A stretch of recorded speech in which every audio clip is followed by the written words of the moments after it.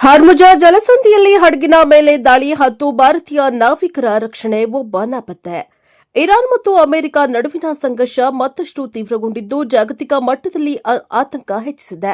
ಹಾರ್ಮುಜ ಜಲಸಂಧಿಯಲ್ಲಿ Iran ಪಡೆಗಳಿಂದ ದಾಳಿಗೊಳಗಾದ ಎಂವಿಜಿಎಫ್ಎಸ್ Galaxy ವಾಣಿಜ್ಯ ಹಡಗಿನಲ್ಲಿದ್ದ 11 ಭಾರತೀಯ ನಾವಿಕರ ಪೈಕಿ 10 ಜನರನ್ನು ಸುರಕ್ಷಿತವಾಗಿ ರಕ್ಷಿಸಲಾಗಿದೆ ಎಂದು ಭಾರತದ ವಿದೇಶಾಂಗ ಸಚಿವಾಲಯ ಮಾಹಿತಿ ನೀಡಿದೆ.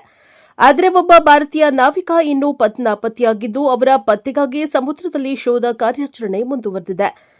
ಸೈಪ್ರಸ್ ಧ್ವಜ ಹೊಂದಿದ್ದ ಕಂಟೈನರ್ ಹಡಗು ನಿಗದಿತ ಮಾರ್ಗವನ್ನು ಅನುಸರಿಸಿದ ಕಾರಣ ಗುರಿಯಾಗಿಸಿಕೊಂಡಿರುವುದಾಗಿ Iran Islamic revolutionary guard corps ಹೇಳಿಕೊಂಡಿದೆ. ಹಡಗಿಗೆ ಮಾರ್ಗ ಬದಲಿಸುವಂತೆ ಎಚ್ಚರಿಕೆ ನೀಡಲಾಗಿತ್ತು. ಆದರೂ ಹಡಗು ಮುಂದುವರಿದ ಕಾರಣ ದಾಳಿ ನಡೆಸಬೇಕಾಯಿತು ಎಂದು ಇರಾನ್ ಸಮರ್ಥಿಸಿಕೊಂಡಿದೆ. ಹಡಗಿನ ಮೇಲಿನ ದಾಳಿಗೆ ಪ್ರತಿಯಾಗಿ ಅಮೆರಿಕ ಸೇನೆ ಇರಾನ್ ಮೇಲೆ ಭಾರೀ ವಾಯುದಾಳಿ ನಡೆಸಿದೆ ಎನ್ನಲಾಗಿದೆ. ಇರಾನ್ನ ನೌಕಾ ನೆಲೆಗಳು ಹಾಗೂ ಕ್ಷಿಪಣಿ ಕೇಂದ್ರಗಳು ಸೇರಿದಂತೆ ಹಲವು ಆಯಕಟ್ಟಿನ ಸ್ಥಳಗಳನ್ನು ಗುರಿಯಾಗಿಸಿಕೊಂಡು ದಾಳಿ ನಡೆಸಲಾಗಿದೆ. ಈ ದಾಳಿಯಲ್ಲಿ ಇರಾನ್ನ ಹಲವು ಪ್ರದೇಶಗಳು ಹಾನಿಗೊಳಗಾಗಿದ್ದು ಸಂಘರ್ಷ ಮತ್ತಷ್ಟು ಉಲ್ಬಣಗೊಂಡಿದೆ.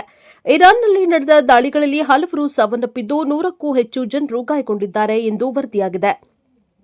ಇದಕ್ಕೆ ಪ್ರತಿಯಾಗಿ ಇರಾನ್, ಜೋರ್ಡಾನ್, ಕತಾರ್, ಕುವೈತ್ ಮತ್ತು ಬಹ್ರೈನ್ನಲ್ಲಿರುವ ಅಮೆರಿಕದ ಮಿಲಿಟರಿ ನೆಲೆಗಳ ಮೇಲೆ ಕ್ಷಿಪಣಿ ದಾಳಿ ನಡೆಸಿದೆ ಎನ್ನಲಾಗಿದೆ.